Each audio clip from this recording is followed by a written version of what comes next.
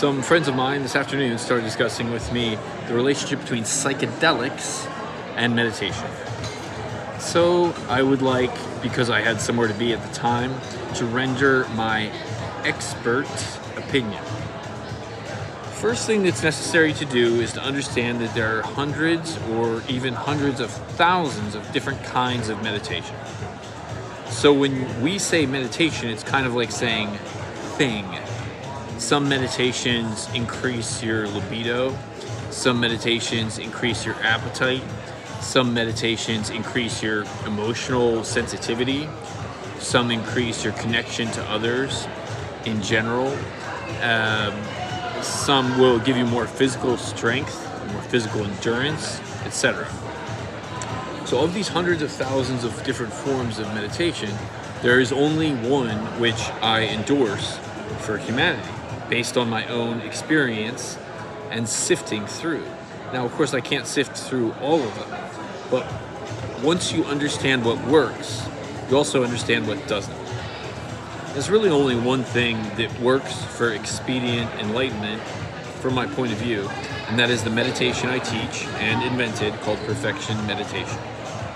You can look at other videos to get more details about that, but the idea is that you use different procedures to empty the mind. Once the mind is empty, the seal between the emptiness of the mind and the outside world is broken, and there is a mixing of the outside and inside, if you will, whereby we realize that we're an illusion. Now, this probably sounds pretty familiar to many people who've done mushrooms, LSD, DMT, etc. And so, in this way, it might be said, and I've done some of these drugs as well, in this way it might be said that the realizations found in meditation can resemble the meditations found in psychedelic drug-induced experiences. However, I would like to point out one very, very, very important difference, which you will see makes meditation a much more preferable path than any drug for prolonged happiness, for clarity, for being at ease, and for knowing this world as it is. Which, this world as it is, reality, is far more psychedelic than any drug-induced experience. There's nothing as crazy as this. And you will see that. But you will not see it by relying on drugs. The difference between meditation, the meditation I teach, perfection meditation, and any drug experience, including DMT, LSD, mushrooms, sex, heroin, meth, food, exercise, receiving massages or stimulation of the skin, receiving doses of heat and cold like sweat lodges, any keywords, conditionally induced state of clarity is unsustainable.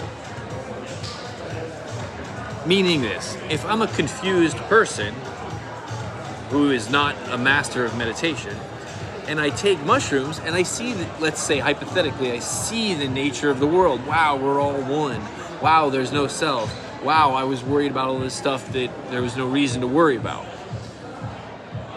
Or even if you have one of those like DMT experiences of like seeing death or something. No matter how exotic the experience, that experience depends on an interaction between the substance and you. And that's not sustainable. You cannot do the drug always. You cannot have sex always. You cannot eat always. You cannot spend your entire life in a sweat lodge. Therefore, the benefits of the drug, all these drugs, at very best is diluted dramatically as sobriety, normal life, going to work, dealing with the difficulties of life, as sobriety starts to erode the high. First, the high wears out in less than a day, generally. Next, you have to go make eggs for breakfast. this will start to wear out. It's a non-sustainable insight about the nature of the world. It will start to wear out I remember once I did ecstasy, for example, right? I felt very good. The love of humanity, the love of the girl I was with, the love of all these things. But what followed the next morning is I made eggs. I remember she said, I did not flip the eggs well, and she said, you're not in a good state to flip eggs. Why is this? Because the high of ecstasy is not sustainable. And yeah, ecstasy is synthetic, and ecstasy has a unique chemical composition, but the reality is that conditions of any kind are not sustainable. The condition of you watching this video is not sustainable. It will end. It is born, and it will die. The high of DMT is born, it will die. The high of mushrooms is born, it will die. This is a law of the world that you come to see in meditation. Your job will die.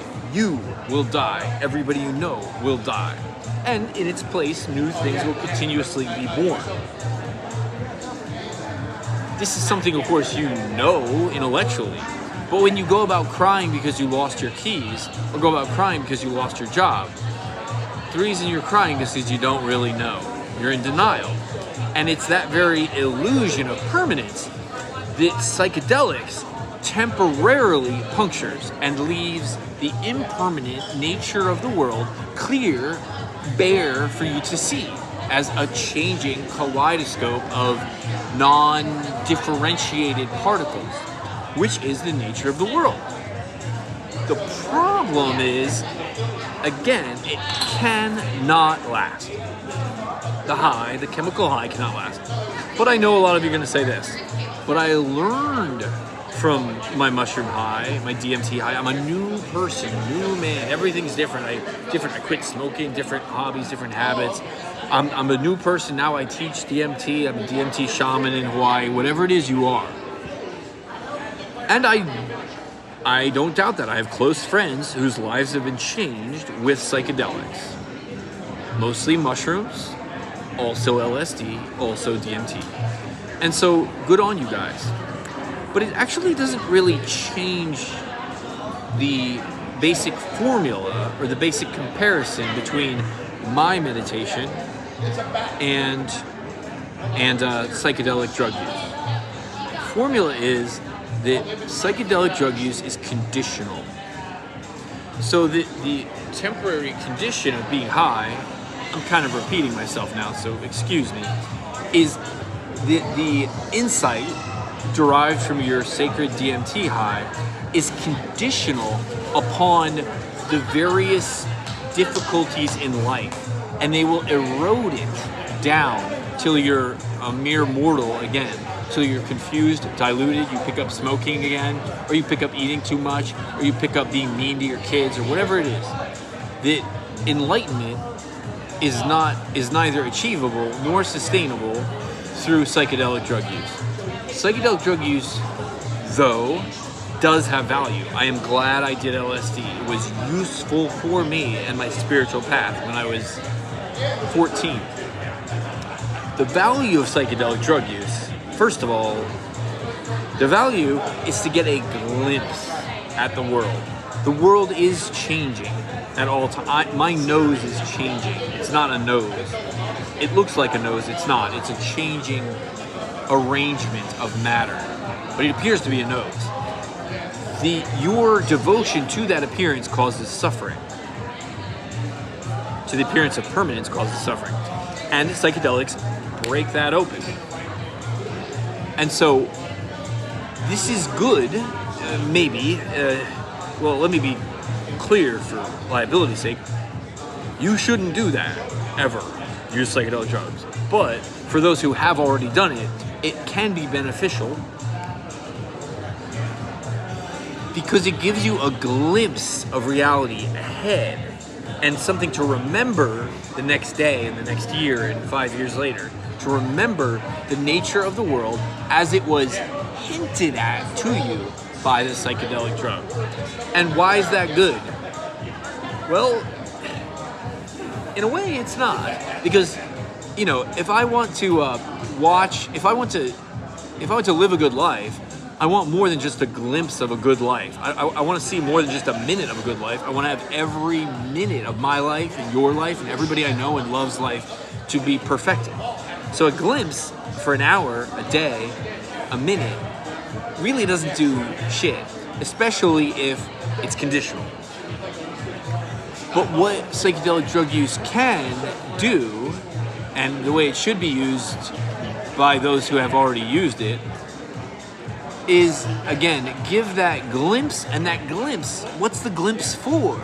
It's not to own it and be the coolest guy who saw the coolest thing. It's not to own it and have a source of, it's not just to own it and have a source of inspiration to quit smoking and do all these amazing things on DMT and love thy neighbor. That's not enough. We have to use it to motivate our desire to know this world at all times, exactly as it is, unconditionally.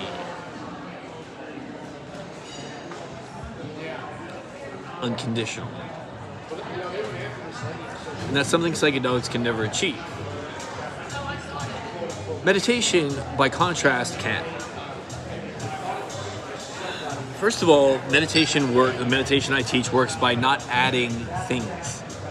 So simply by virtue of having a system that is purifying, which does not depend on adding things, then obviously the organism will not depend on the new things added. So meditation is an independent source of insight.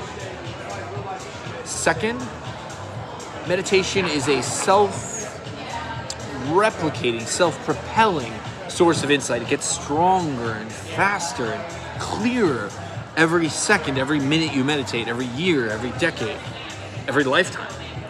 So meditation works on its own momentum. It has its own life force, which in fact will consume you. There'll be nothing left of you when it's over, because, as I said, what you is that.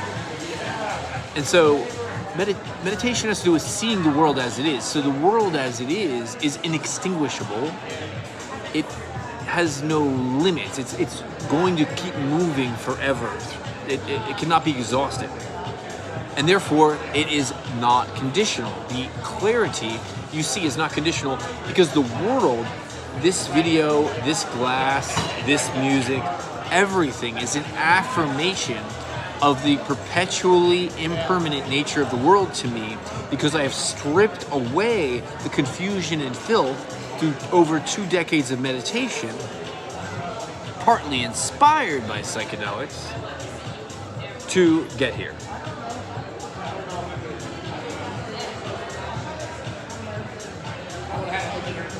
Psychedelics. Good kick across the starting line. Terrible path.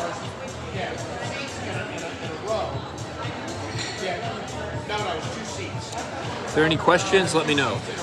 For those of you at the Met, I'll be hosting the meditation I teach every Monday now at the clubhouse at 6 p.m. I hope to see you there.